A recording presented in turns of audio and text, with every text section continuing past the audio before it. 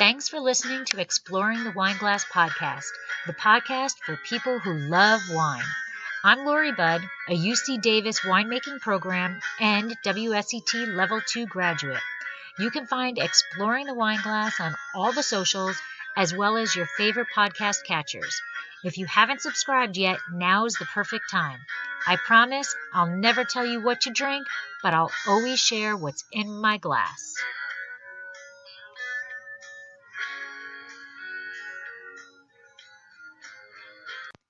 Hey everyone, welcome to another episode of Exploring the Wine Glass. Please take the time to rate and review the podcast to help me get in front of more listeners. There are an increasing number of people looking for podcasts to listen to, and you can help them find me. Thank you. As we continue to social isolate, there seems to be more and more time for television. I actually finally signed up for Netflix. I may have been the last person on earth who wasn't watching Tiger King, and now, I must admit, it is a freak show that you just can't turn away from. When I wasn't watching the freak show, I scrolled over to Amazon Prime and found a movie titled Tin City. I was introduced to the film late last year through an email from a marketing team, but never had the time to watch. So I figured, hey, now is as good a time as any. For anyone who follows my blog or listens to this podcast, you know that I adore Paso Robles. That's where we chose to start our winery and where we see ourselves for the rest of our lives. And we have personally seen how Tin City has grown. Not only has it grown, but it has played a major role in the increasing recognition that Paso Robles has seen. Plus, it is just a great place to visit. You will often see us there, especially after a long day of wine and enjoying some Barrel House Brew. Enjoy listening as I interview Dina Mande, director and producer of Tin City, a documentary featuring rebellious, creative winemakers, brewers, and distillers working at the razor's edge of their craft. Sláinte.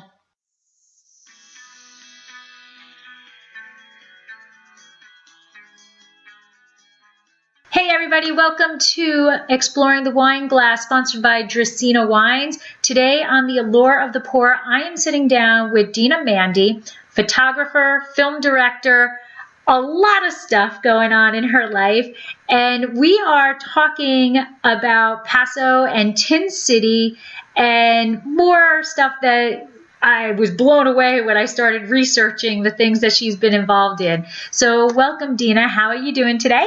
Great, Lori. Thank you. Thank you so much for having me. Absolutely. To be here. Yeah.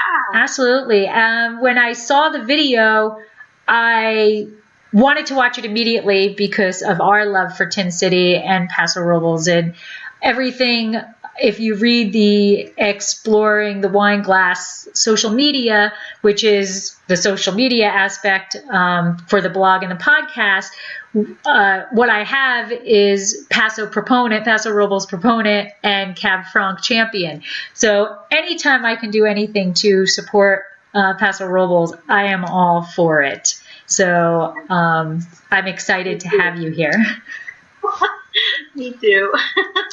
So before we get into the movie and that, just tell us a little bit about yourself.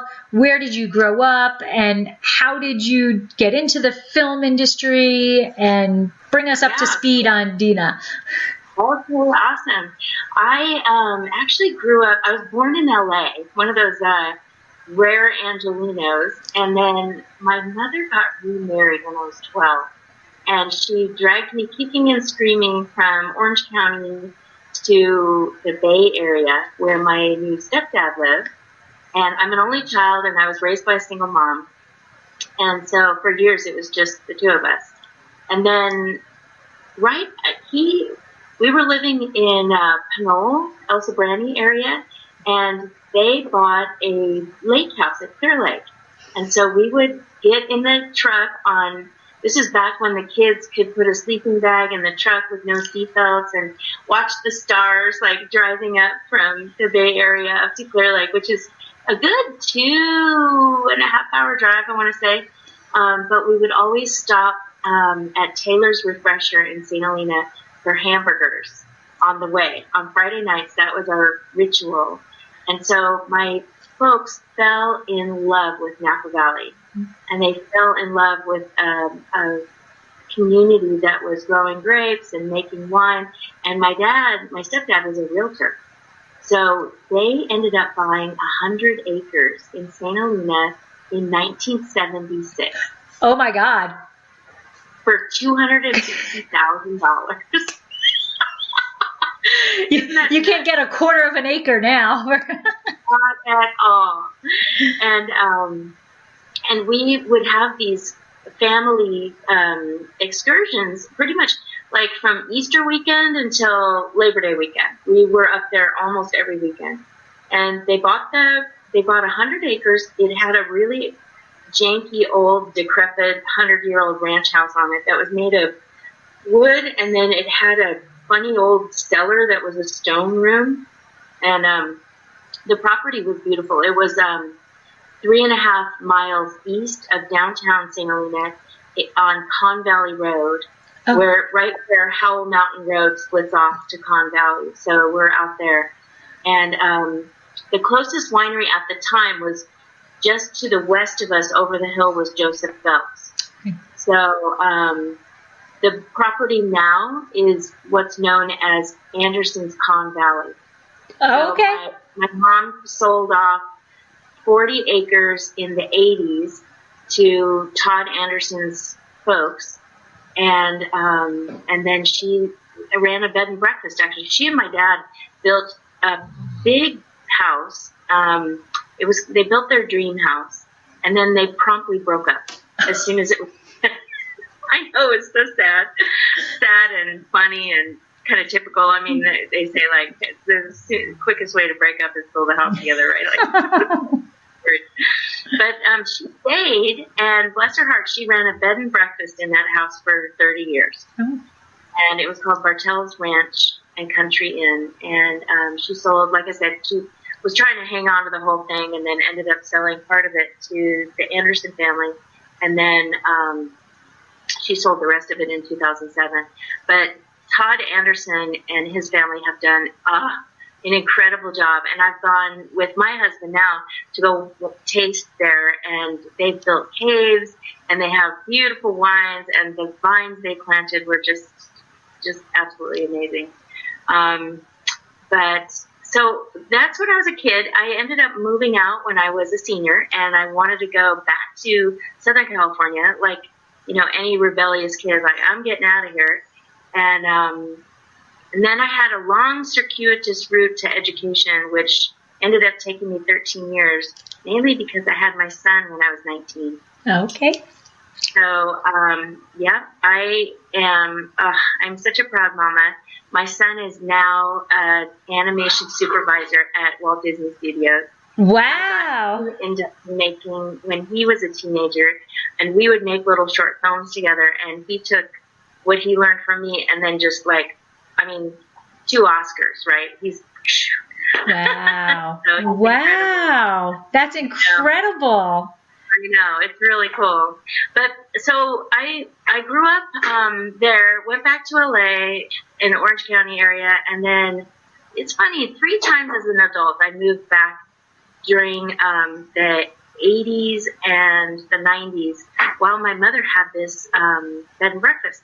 I moved back 3 times to help her with it in Napa Valley, because here I was living in the city, which I was happy because I was building kind of a thriving career there, but then I would always be pulled back to like a slower pace and a smaller town and being surrounded by food and wine. You know, it's always just been such an appeal for me. So I moved back 3 times to help her with her B&B, and we were like cats and dogs. Like, we could not work together at all. She's nuts. Anyway, so I just kept going back south and doing my thing, and I kept, continuing on my career path and my work. And right around like the early 90s, I was just finishing up my degree. Because I had my son so young, I would take a class, one class at a time at night, weekend classes. Like, I was building up credits little by little by little. And then finally, by the time I was 32, I was at Sonoma State. I was getting ready to graduate that year, and I got myself an internship at Industrial Light and Magic with George Lucas's production company in Marin. Not too shabby. Yeah, it was really hard to do, by the way. They get like 600 applicants, twice a year, one in the spring, one in the fall, and they only take like 20 people each time, and so it's a really competitive program. So I was studying to be a graphic designer at the time. I was working in Napa, and I was designing things like wine labels and print collateral for wineries and all kinds of marketing materials, but mostly for wine, in the wine industry. And I loved it. I loved those clients. I loved the whole vibe. I worked for Paul Wagner. Do you know Paul Wagner? Yes. He owns did own Balzac Communications. I started his design department 20 years ago with my friend Heidi Strong. We worked for Paul and ended up doing all kinds of great things to start his design department. And so anyway, I was balancing this whole internship and finishing school and trying to make a living and doing on that whole thing. And I decided at ILM, I got to work in the art department and the photography department. And it was a really interesting time because they were coming out with the very first Jurassic Park. Mm-hmm. And all of the visual effects done at Industrial Light and Magic and Lucasfilm before were done in camera. Like Star Wars, all of those were, the compositing was done with film in camera. And so Jurassic Park it wasn't the first movie with visual effects, because I think they'd already done visual effects with Hook and with Death Becomes Her. But it was the first time they had, animatronic or animated dinosaurs. And so I was literally hanging out with the guys making dinosaurs, which was so thrilling. That is pretty cool. I was like, I'm going to be a visual effects artist. And since I was already a graphic designer, I thought, well, I can combine with what I know, designing logos and designing type, with it flying around and being composited with other things.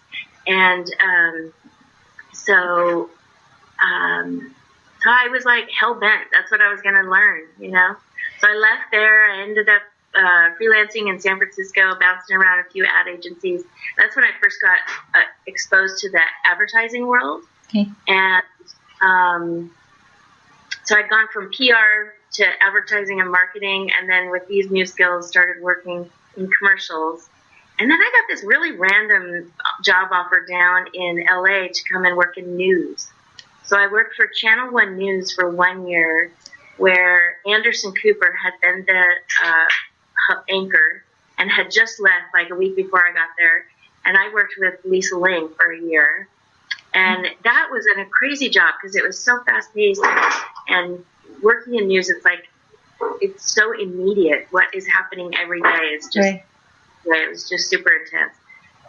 So I only stayed a year. I learned a lot, and then I got an offer to work in Hollywood with a production company called New Wave Entertainment that makes trailers, commercials, and all kinds of marketing, advertising for TV and film.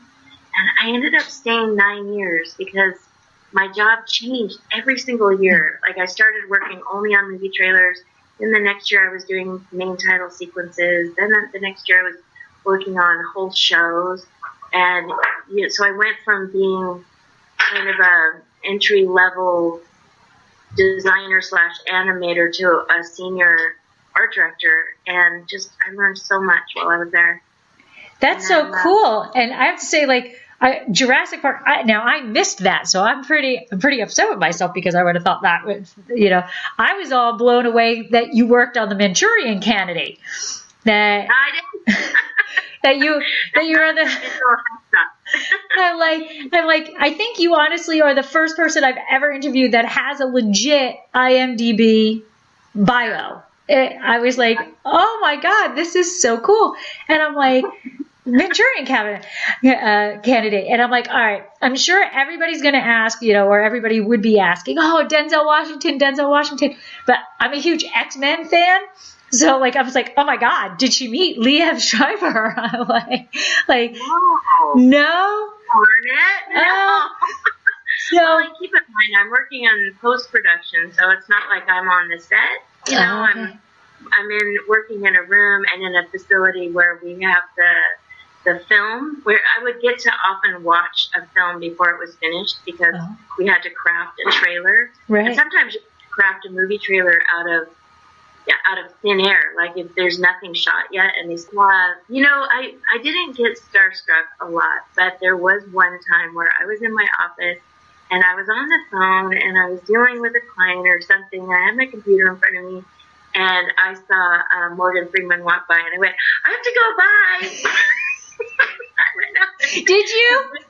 I was doing the graphics for a project that he had come in to read a voiceover for. I was like, hi. Did you just, as soon as he talked to you, did you just go, oh yeah. I melted. Wow. Well, that is pretty cool. That is pretty cool. But that was actually going to be a question is like how, you know, they have these films that are, you know, 2 hours that somebody is watching or an hour and a half that somebody is watching. And then they, you know, I know there's got to be 10 hours worth of film to make that 1.5 hours. And then you're coming in and you're creating a trailer that makes people want to watch that hour and a half. Like how are you deciding this should be the, you know, do they come to you and say, we want the trailer to have this kind of, you know, thought process or whatever, and then you go in and you are looking through that 10 hours worth of, you know, film or, you know, 100 hours worth of film and saying, I'm going to take this, this, and this. Like, how does that all come together? Well, it's really interesting because it's very similar to how an ad agency works, where when they're coming up with a campaign for a commercial, for instance, so you have a creative director who's over everybody. You have an account manager who's keeping in touch with the client to figure out what does the client want. Then you've got so creative director, you've got an art director, a producer, and a writer. Okay. So it's kind of this pyramid, you know, of people. So you don't work in a vacuum. You always work in a team. And in the trailer world, the same thing for creating advertising and marketing for films and television. It's the same thing. So and I've worked with pretty much every single movie studio and every single television network in LA during the time that I was doing this. And so they all have their own internal teams in their marketing department. So they would come to us with a creative brief, and it would be like, this is our audience, this is who we want to reach, this is the gist of what this film is about. And I think everybody who has seen a movie trailer can relate to the fact where they see the film and they go, hang on, that trailer didn't have anything to do with that. So sometimes there is some, you know, you can do so much in creative editing to retell a story, you know, or tweak a story or change a story. But at the end of the day, the movie, the studios want the most people to see the film. And so, you know, and how do you tell it in the most compelling, exciting way? I have to say, the company I worked for is New Wave Entertainment, and when I started, it was 50 people in 1996, and when I left in 2005, it was 250 people. Wow! And when I say I had an education, it was so true, and I got to work with some of the most talented people. You know how sometimes you look back at a period in your life and you realize you didn't appreciate it enough while you were in it. Realize that it wouldn't last forever. I think that's true for everything in our lives, you know, where we often think like, oh God, this is so great, and then nothing lasts forever, really. But boy, the team I worked with, so I was designing the graphics, but I was working with a creative director who, by the way, incidentally, may listen to this. Hi, Scott. Scott Williams, actually, he was the first one to be an expat from LA, and he moved to Cambria with his partner years ago. So they love Paso. They come over here all the time. We hang out a lot now. But we were together almost 9 years, you know. So Scott was our creative director, and then we had a producer and Shari, and then I worked with various writers. And writers are where the scripts come in. And so when you're watching a movie trailer and you hear either the voiceover that's coming in, and by the way, because I was at one of the top studios or one of the top production companies for this, the Don LaFontaine, the voice, before he passed away, he would routinely come to the place that I worked and go to the voiceover booth and walk in, be driven in up to it with a limo and have a scarf around his neck and come in and, his voice was like gold. It's amazing. But I worked with some incredible audio engineers who would make that happen. And then the editors would, so I wasn't actually editing the trailers. I was designing the graphics that were, in a world, he was a man with a mission. But I was sitting next to the editors who are actually cutting the film up, and then sitting with the producer who's in touch with the marketing departments. And anyway, it was a fascinating, really, really fascinating time of my life. I loved it. That's pretty cool. That really is. And before we get into talking Paso, the other thing that kind of blew me away was you also were a title designer for the Emmy Awards, for the 56th annual Emmy Awards. So you have really been on some major,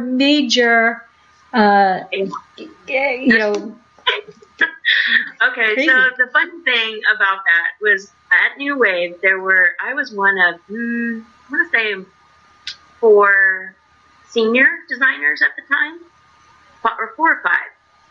And when we would get a job, or when we would get a project in, all of us would sit down and design something. We would design storyboards, and we'd have to print them, and it'd be this color print, 11 by 17, it's been so long, I forget. 11 by 17, these gorgeous, I still don't even have some, actually. And we would put together these storyboards of what the animation might look like, and you hope that your pitch gets chosen, right? Because then you're the one who gets to execute it and animate it. And the one thing, fast forward or a little tangent, the one thing I love about working in commercials is usually you get to pitch on a commercial, then you work with the ad agency for a while to develop it. Then the shoot is 1 day, 2 days, 3 days, sometimes a little bit more. And then you're done. So a month and you're boop, okay, bye. Or sometimes 2 weeks, it's here today and then you're on to the next. And right. I'm a Gemini, so I'm always about okay, what else can we make, But so the Emmy Awards, at first, I had come up with the design that the team at the Emmys liked, and I was like, yay, I get to design the Emmy Awards. I had to do it by myself. And that went on for, oh my God, 6 weeks or something, and I was working Saturdays and Sundays, and I'd go in at 7 a.m. and I'd be there till midnight. And mind you, I didn't get overtime. And then halfway through, I was like, shoot me in the head. I got the Emmys. Right. Why did I pitch this? Oh, my gosh. Remind me not to pitch an award show. There you go. Come in with, remind me to make somebody else win the job. It was a lot of work. When it finally aired, I looked at it and I was really, really proud, and it was beautiful and it was awesome. And I'm not a 3D animator, and so that had some 3D elements. So I did have one other animator that I was working with who would animate the 3D, the statue itself and stuff. But that was one of those, but I was so glad when it was over.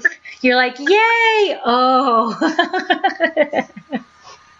I'm on salary, so it's not like I got anything else. And right. I worked my tail off. But now you can say that was yours, the 56th annual Primetime Emmy Awards. All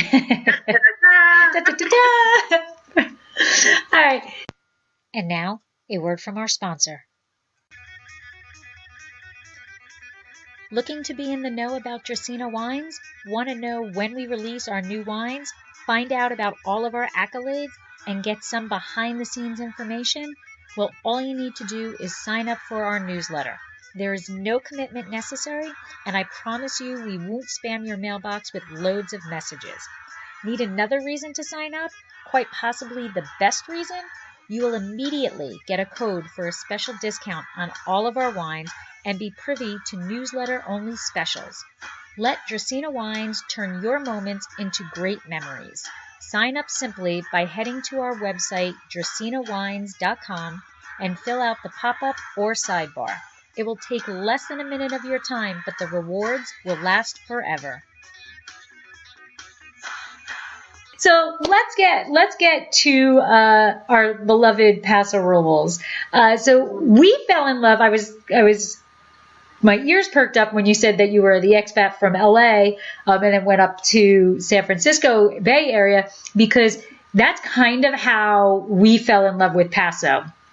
I went to college in the LA area. I went to Whittier for my undergrad, and I met my husband, Michael, at work. I was a microbiologist and he was a food chemist. He was a research developer. So we met at work, and then when we started getting into wine, what?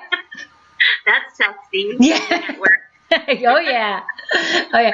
I joke all the time because he was responsible for creating wishbone salad dressing, and he would bring the product up to my lab, and then I would have to inoculate it with microorganisms, and that's how you determine A, whether it's safe to eat, and B, the shelf life, how long a product can be on the shelf. So he would bring in, I joke all the time, I'm like, yeah, you think you were the important one, but I'm the one who kept people alive. So really my job was much more important than yours. But basically you guys had chemistry. Yeah, there you go. Yes. So when we started getting into wine and we started we were like taking vacations to wine industry, obviously we went to Napa Sonoma, because who doesn't go to Napa Sonoma, right? So we went there, and when we decided we were going to live here, eventually retire here, he wanted Northern California because that's all he knew. He had never been to California before I took him there. And I was like, no. I want the LA. I want that lifestyle. I want that. So one year we were like, you know what, let's take this Central Coast thing, and let's take a vacation there. And that way, if we like it, you've got 3 hours to go north and I've got 3 hours to go south. We're both happy, blah, blah. And we visited, and it was love at first sight. We fell in love with it. We came back. What year was that? I'm going to say it's like 15, 16 years ago. Okay. It was quite some time ago. And we took a couple of trips, and Paso was nothing like it is, obviously. And, when we got here, we're like, oh, there's a wine region here. All right, this is good. And we ended up purchasing property in Arroyo that we still have to this day, part of the Talley Vineyards. So we have property in Las Ventanas that's sitting there with, sheep and goats eating the grass for us, waiting for us to build on it. And we purchased that within the first year that we visited. And then that was it. Like, we've been going back to Paso from New Jersey, back and forth. And when we decided to start the winery, we knew Paso was where we were going to start the winery. So in 2013, that was when our first vintage was. We came here. We were looking to consult with people, finding fruit, doing all this stuff. And we fell in love with the people of Paso. Like, they're just so generous and so open, and, talking to the people, there's, coming from the East Coast, like the New York area, there's so much competition and people aren't sharing their little, oh, you might take this from me type thing. And in Paso, you ask another winemaker a question about how they go about their fruit that they're getting on the same vineyard that you're getting, and they're spending hours talking to you, generously sharing all the information. And it's a wonderful feeling. And I don't think that's everywhere. Like, I mean, not to say anything bad about our neighbors to the north, but you don't get that feeling there that you get in Paso. And you're nodding, so I'm going, you're agreeing with me, right? The personality of this town is like nothing I've ever seen before. And I've traveled a lot, and it's always been so welcoming. And so my first trip here, I told you I grew up in Napa Valley as a kid. I went to St. Helena High. So I went to school with in the Chapelets and the Graces, and and I was like the poor kid because my dad was a realtor. So, but and my class was 105 kids. Okay, tiny. The whole school was like 500, something like that. And now we're still all Facebook friends, which is really fun. That's awesome. I know, but I loved it. I actually loved being in St. Helena in the 70s. It was absolutely magic. And then going back to LA, and then I loved my career. It was awesome, and I learned a lot, and I had some exciting things, and working on the trailers. That's actually when I started directing. So I started shooting my own little projects on the side. So I grew as a filmmaker and as a creative. I was able to grow, but I always missed living in LA. I knew I would leave. I would read. You know how every year there's published like the best places to live in the U.S. and it's usually places like Boulder, Colorado, or Asheville, North Carolina, or Ashland, Oregon, or Portland, or Austin, or I don't know. And I would always fantasize like, where will I move and when will I move? And it was in my late 40s that it was actually my birthday. My birthday's June 13th, and 2008, I would joke. At the time I was married, and my ex and I had a production company in LA, and we were producing commercials, and it was the year, later we would joke, it was the year we couldn't afford to go to camp in France for our annual summer visit, which we couldn't. But there's a huge advertising festival there in June, which is 1 month after. In May there's the Cannes Film Festival, but in June our advertising festival, which is so brilliant. It's like the best party week ever, and we would love to go every year, and we could always write it off. But 2008 it wasn't happening, and so we were gonna go wine tasting, and we were planning to come to go to Napa Valley, and a friend of ours who actually lived here in Paso said, well, you guys should go to Paso. And I remember saying, what's Paso? I've never heard of it. Right. And I think every time I've driven north for the last, the previous 20 years or whatever, I always took the 5. So I didn't take the 101, so I didn't even know what this town was or what was here. I remember driving through here as a kid, like going to Hearst Castle and going to Anderson's Pea Soup and, stuff like that. But it wasn't on my radar at all. So we looked it up online, and I said, well, that looks really fun, and it's only 3.5 hours away. Let's go there. So we came up, and it was that, that Friday in June where it's the first concert in the park. Oh. Mm-hmm.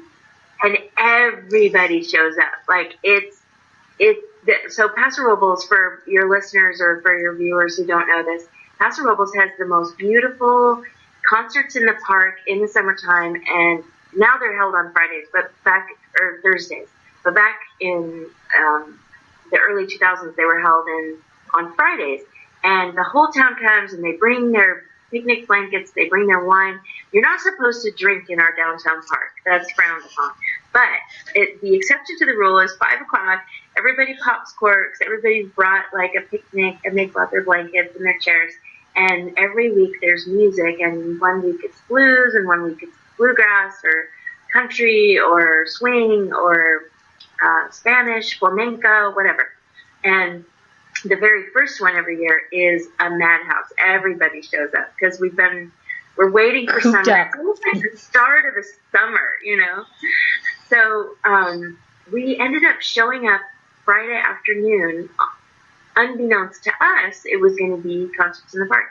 And we went into what used to be the Wine Attic, which is now Thomas Hill Organics. Oh, okay. And we had one glass wines, and we walked over to what is now La Cosecha, which used to be Vinoteca, and we had another glass of wine, and then we went, well, let's go walking around and find a place to have dinner. And we walked outside, and I swear I was like rubbing my eyes and clicking my heels together like Dorothy. I was like, there's no place like home, and I'm home. This is it. I'm moving here. This is it. I can relate. I can relate 100% because that's exactly how I felt about Paso when we went there the first time. The smile on my face, my cheeks hurt from smiling the entire time, and I loved it. I loved it.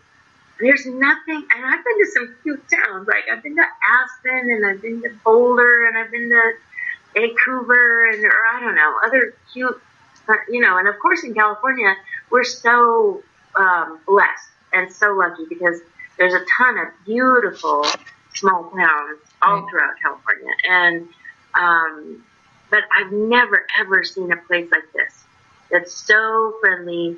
And there's people, it's a really good mix of people who've been here forever, who kind of want to, stick their stake in the ground and make sure it doesn't change too much. But then there's another whole mix of people who made a conscious decision for quality of life to move here. Yeah. And all of those people are so happy to be here. Agree, 100%. And when we first started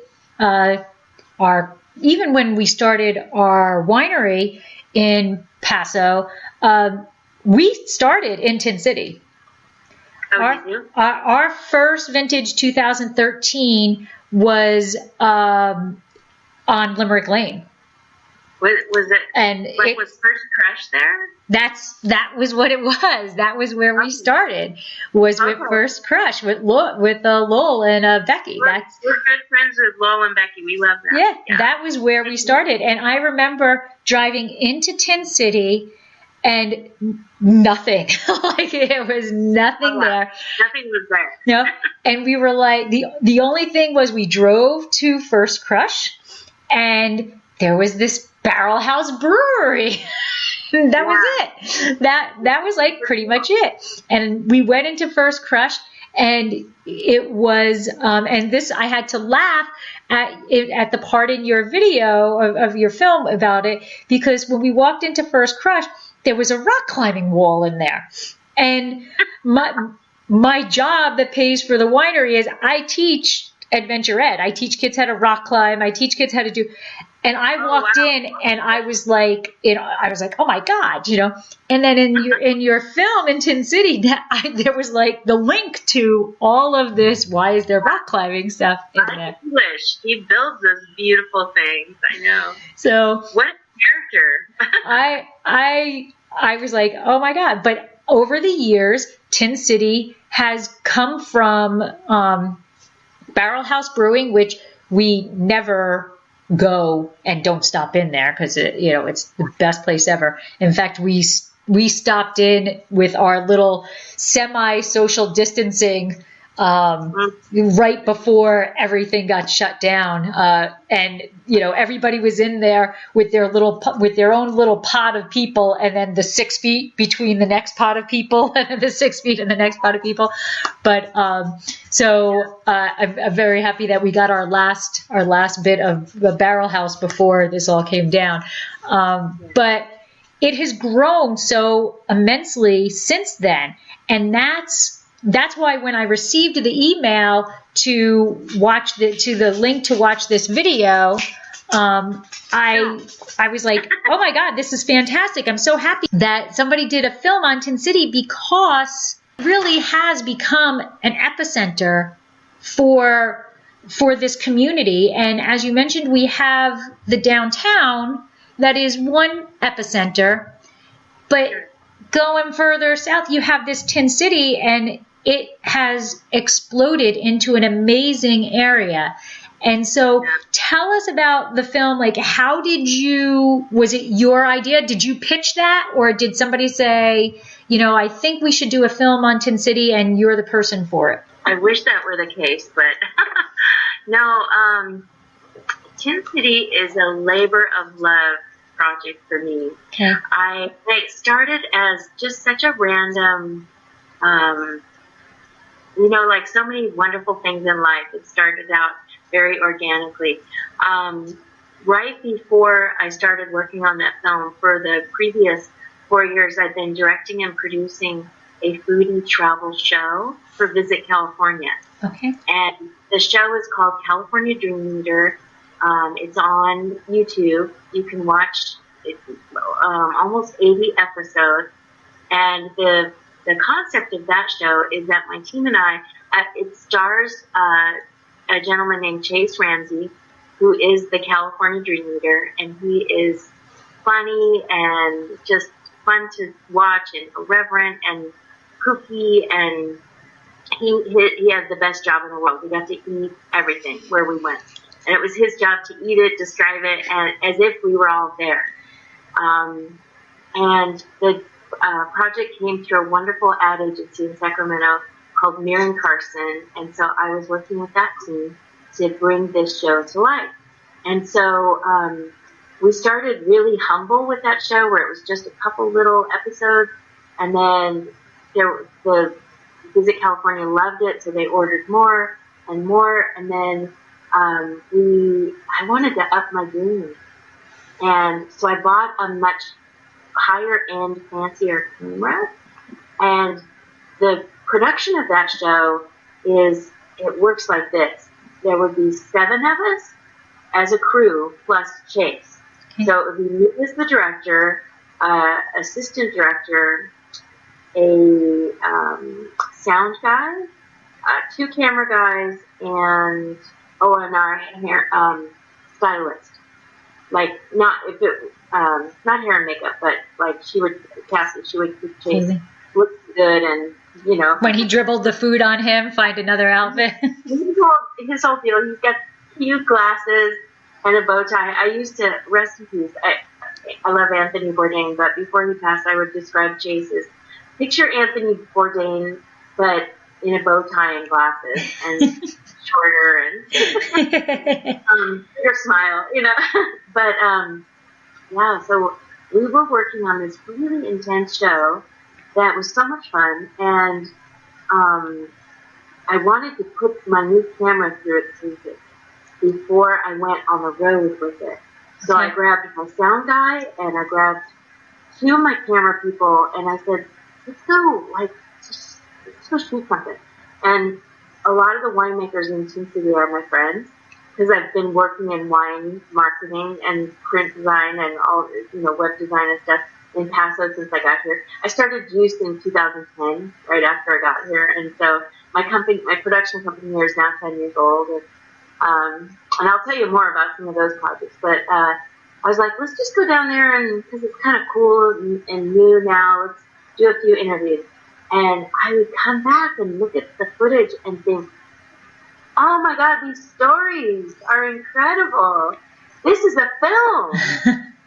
It just kind of happened. And so then I was like, so that was 2016, 2017. Every chance we got in between other projects that I would be doing for brands or for the foodie travel show, I would be, come on, crew, let's go down to Tin City and go hang out and shoot some stuff and just get some more stories. So it took like a year and a half to film, and then we started editing halfway through the second year, and then it took a year to edit, and then it took another year to find a distributor. But it was completely self-funded. I paid for all of it. Wow. But, it was a little bit out of time, and then it was sort of a point of no return where I couldn't stop, Your obsession. Plus, as a director and as a creator and a filmmaker who spent my entire career working in like movie trailers, commercials, and really, really short form entertainment and marketing and advertising, like the longest, I routinely do, I am like so good at 30 seconds, 60 seconds, 2 minutes, 5 minutes, I can do it. I've done some half-hour things, but I'd never tackled a full-length feature, and it was always a bucket list dream. And well, I have to say you nailed it. You nailed it. I thought it was fantastic, and I think partially, I'm drawn to it because of who we are. But I love to seeing the people, the winemakers, just talking about their passion, and that's really what. I don't think anybody is a winemaker at least in past, we're not really starting the wine industry to make billions and billions of dollars. It's that passion to do what you love. And I don't think, I could be completely wrong, but I don't think that's always easy to show, to get through that camera. I think, I can take a picture and it's a picture. Somebody who actually knows what they're doing takes a picture, and it's, a photographer takes a picture, and there's emotion in that photo. There's all of that. And I think that's what you did with this group of winemakers, is you were able to bring out their passion and show it to the people who were watching this movie, and my memory is off. It's like an hour and a half, correct? Yeah, it's an hour and 20. Hour and 20, okay. So for an hour and 20 minutes in this movie, you're getting to see the people who have no clue other than I pick up a bottle of wine and drink it.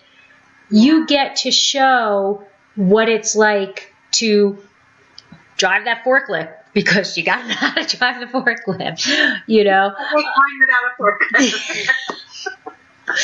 Right? I love the whole forklift.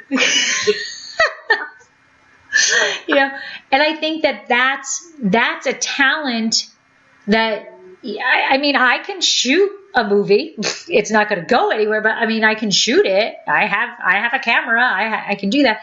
But you brought out, you knew what to ask, how to bring out that passion, the angles. So that's my next question is, how do you decide, okay, I'm interviewing this person, but I don't want it really, because it really wasn't like an interview, No, it was essentially, because I do a lot of interviews for more conservative clients. So those interviews look more straightforward. And with Tin City, I intentionally wanted the interviews to be kind of wonky. Like when you see Stu and he's sitting back in his chair with his knee up, or you see Brett and he's like in his barrels, or Velia on his forklift. Like, I intentionally wanted our conversations with them to feel intimate, like you're right there. And I think you can do that when you break, how in so many creative endeavors they say learn the rules and then break them. Yeah, that was me breaking all the rules with how the camera angles should look for an interview. Well, I thought it was fantastic, and I loved, I want to hear more about, and I'm blanking, you mentioned him before, the rock climber, the one who actually is the brains behind. Mike English. He's the developer at Tin City. So the landlord. He's the landlord. I have not had the pleasure of meeting him, although now that I think about it, I have probably run into him at Barrel House multiple times. But so I had a little behind the scenes type thing. Who was like the quirkiest or the funniest to deal with? So like, who had the most outtakes? And did you see the end? Yes. Yeah. I don't want to give it away, but I kind of love, after working on so many, I can't even tell you, so many films in LA, like my favorite thing was when I had to put together the outtakes. So, I don't know if you saw in my IMDb, my Cameron Diaz movie, The Sweetest Thing. Yeah, I did. It's on IMDb, and it's one of those weird situations where the director turned in a film that was it was like 89 minutes or something. It was like too short, and the studio came to us and said, we need to make a like 7-minute long credit thing and have fun with it. And I designed the whole thing to make the movie to be a 50 minutes. It's like part of my job. I was actually thinking of that a lot when we were editing Tin City. By the way, with editing Tin City, I want to do a shout out to Lucas Bright, who was my co-producer, and he edited the bulk of the film. It was a team effort. The credits in the beginning, every single person who was also a camera person also helped to edit, but Luke was the one who took it all together, or put it all together, and came up with like all the clever bits. And it's really interesting. They say in Hollywood, a film is made 3 times. One time in the script, when it's written down, it's by a writer. A film is crafted by the writer. The second time it's made is in the production, because you have cameras rolling, you have humans, and shit happens. Like dogs walk through the frame, or fly buzzes in your nose, or whatever. And sometimes it's good things, and sometimes it's bad things. Things you cannot control just because we're all human. And or the performance of an actor is informed by something that just happens, whether it's wind, or they, jumped off the building and have a shot of adrenaline, or whatever. Right. You can't control. And then the third time a film is made is in the edit. And in each stage is equally as important as the rest. And Lucas Bryce did such a phenomenal job of editing Sin City. So, really love him. Yay, yay. So, talking about like the storyboard. Oh yeah. I mean, that's the thing with a documentary, is that you start with an idea, and so many times, because you don't have a script, you're just doing interviews, and the film informs itself. It's like I said, it started as an accident. It started as a camera test. And then I said, how'd you get going? What do you love about this? What keeps you up at night about it? And then all of a sudden it was like, holy moly, there's a common thread with, obviously, with people who not only love to make wine, beer, and spirits, but also people who love to drink those products and love to enjoy them. And I'm hoping, my goal was to make a film that was as enjoyable for everybody who loves to make those products as those who love to enjoy them. Well, I think you did. I said it before, I'll say it again. I think you nailed it on the head. It was, I sat there, and the hour and 20 minutes went by very quickly, and I laughed at things that is My Pretty Pony, right? Or was it My Pretty Pony? That's it. And the showing of climbing the barrels and barrel sampling, I mean, we need to be monkeys sometime and get up there and wiggle around and do that stuff. And Brian Benson being in there, and see, now he to me is such a success story, because I remember when we first started our winery, he was in the back of Dark Star, and he had his own little, mom and dad are in the front at Dark Star, and he's in the back. And I fully remember a bachelorette party coming in to his little mini tasting room back there, and it was so loud. And when they left, he came out, and he looked like he had been to hell and back. He was like, no more bachelorette parties, And then, they introduced us to, and now there he is in Tin City and being so successful. And, that's what I love, that, everybody, you don't see the main people, and especially the ones that were in the film, these people, they don't have millions of dollars and decided, well, you know what, I'm going to make wine. And that's, that's true in Paso. You don't have that. You have these people who have grown up in the industry, either, farming or just truly have that passion and want to do it themselves and are in it from start to finish. And that's what Tin City shows. So Brian was one of our, he was one of the only ones who was like a kid in Paso growing up. And a couple of them had like wine in their family, but,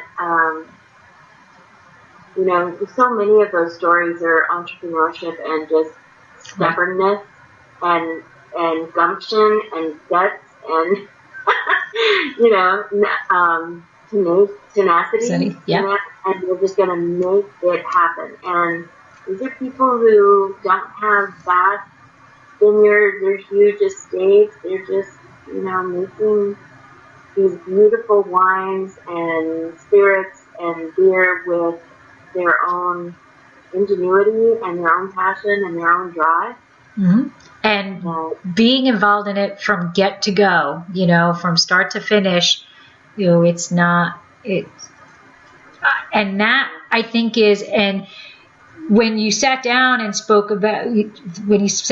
actually spoke about how he started Tin City and interviewing people, it's not just like I can pay the rent in Tin City. He wanted very specific personality. Yeah, Mike was picking and choosing, and it was so cool because he would involve his current tenants and say, "Hey, is this person a good fit for us?" It was so funny because, as everything in life, everything changes, and so it's now kind of a time capsule of, 2016, 2017, a little of 2018, and of course, since then, now Tin City has a couple great restaurants, and we tried to include, like, Eto Pasta just had started, and so we tried to include some of that beautiful pasta making and those offerings that they have there. And, it'll continue to grow and evolve and change.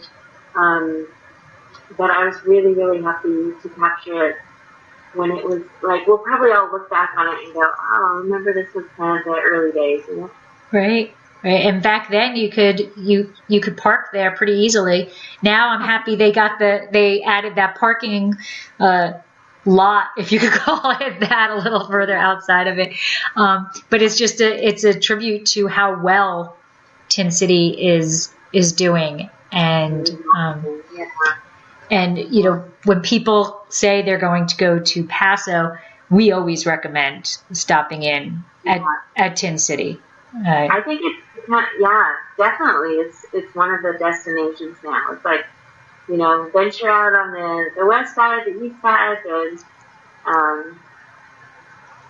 all the different areas. Mm-hmm. We have so many great AVAs now. Right. But a stop in Tin City kind of gives you a lot of the taste of not only our local AVAs, but some really wonderful ones in California. Because I know so many of those makers are sourcing really lovely fruit from south and north.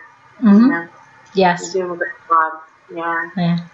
And I think that had a lot to do with the bursting that Paso is now. People are really granted, we were named, where you want to visit, where you want to live, as you're talking, so that's helping.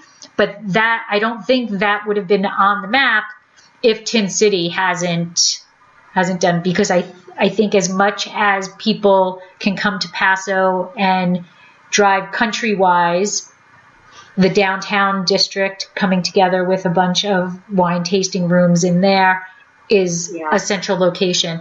And then to be able to park your car and walk, really have an entire day of whatever you want right? Whatever you want. You can eat there. You can have ice cream there, right? You can drink beer. You can, have spirits now, cider. Everything is right at your hands. And I want to thank you for doing that film, to help promote that area that we love so much. Did you see Paso Wine? Yes. I'm the director of that too. Oh, wow. Yeah. So Casey Biggs and I have done we've collaborated on a lot of projects here, and I shoot a lot of documentary, but also comedy, and that's been a really fun series too. Wow, you are a busy bee. Check out Paso Wine Man. Okay. If you shoot me, how people can get that, tell people who are listening how they can see it. Yeah. It's so my production company is called Juice Media.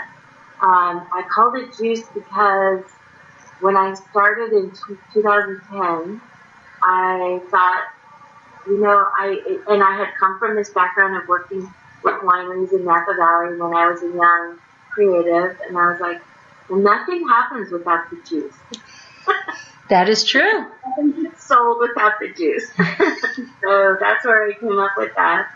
And I started in 2010 and started with Hope Family Wines was my first client.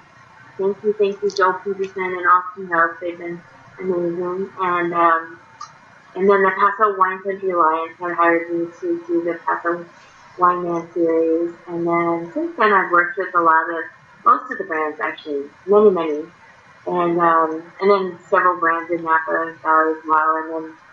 And then so food, wine, and travel is still my jam. Even after doing Visit California. And so I know how to shoot really beautiful food and really beautiful wine. And they do go well together. They do, and that's my current jam. And then I have another little side hustle, which is so much fun. I've started a portrait studio in downtown. So it's one block west of the park, right across from the new Piccolo Hotel in El Portile. And with that, I specialize in photographing women. And I give them a magazine-style photo shoot. You come in, you get a hair and makeup, you get a complete professional makeover. I have a collection of over 100 dresses and gowns from all over the world in every size for my clients to wear. Because as much as we love how friendly Paso is, there's not much couture here. So I had to bring in a lot of couture. And I have these gorgeous backdrops that are hand-painted by the same artist, Oliphant Studios, that paints them for Annie Leibovitz and Vanity Fair. And I have created this beautiful downtown studio where you walk in and it's like you're in another world. And you can come in and have your portrait taken and feel like a celebrity for a day, and then have gorgeous photographs that you'll keep the rest of your life. Oh, that's fantastic. That just warms my heart so much. That is fantastic.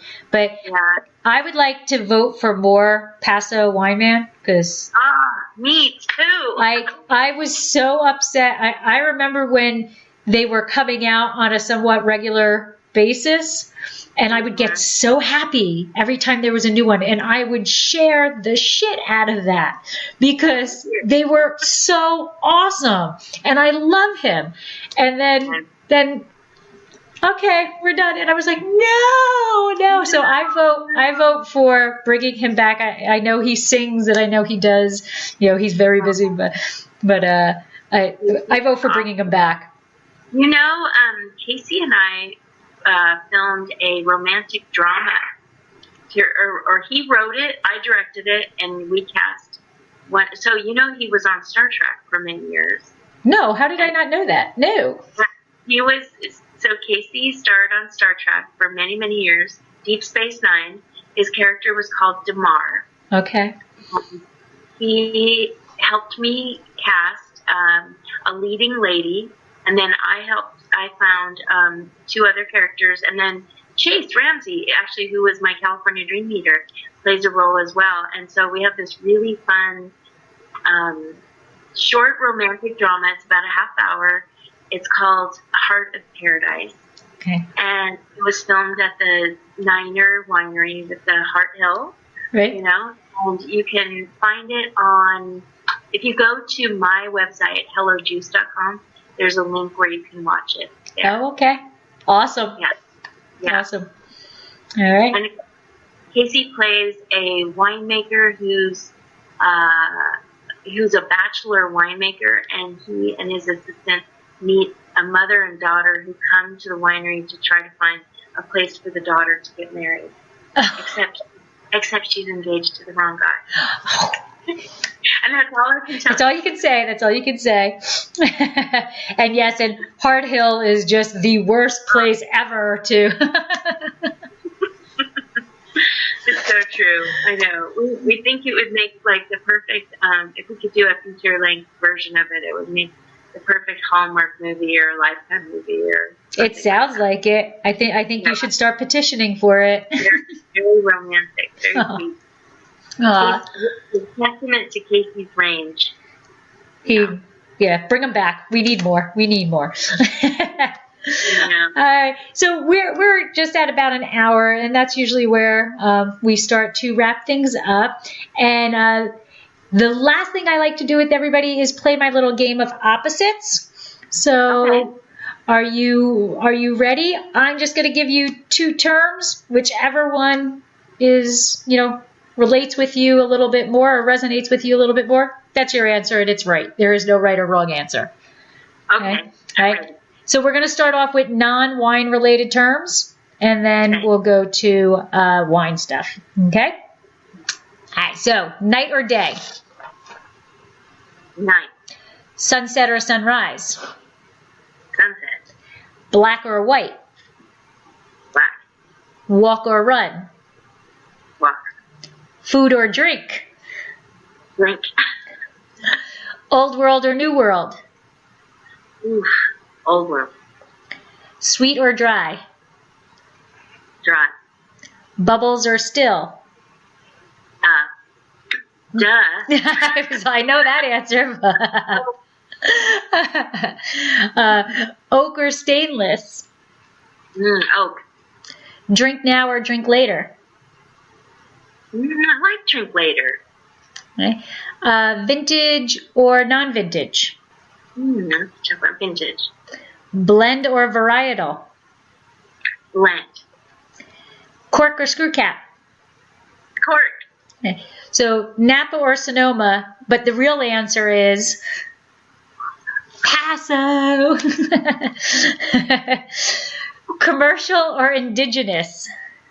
Indigenous. Bordeaux or Rhone? Rhone. And warm climate or cool climate? Warm. Paso.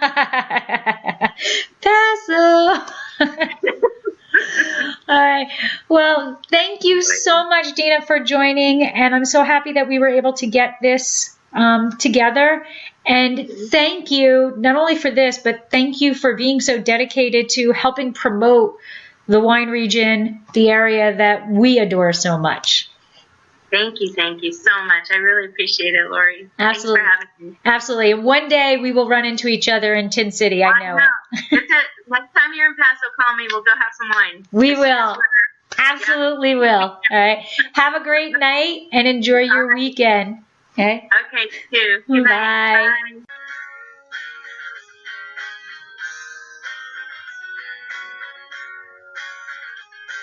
This has been another episode of Exploring the Wine Glass. Thanks for listening. If you have suggestions on what topics you would like me to discuss, please reach out on social media. You can find me on Twitter, Instagram, and Facebook as Exploring the Wine Glass. I'm also on LinkedIn as Lori Hoyt Budd. Of course, you can always email me at exploringthewineglass@gmail.com. If you enjoyed our podcast, please rate, review, and subscribe on your favorite podcast catcher to help others find me more easily. Until next week, sláinte.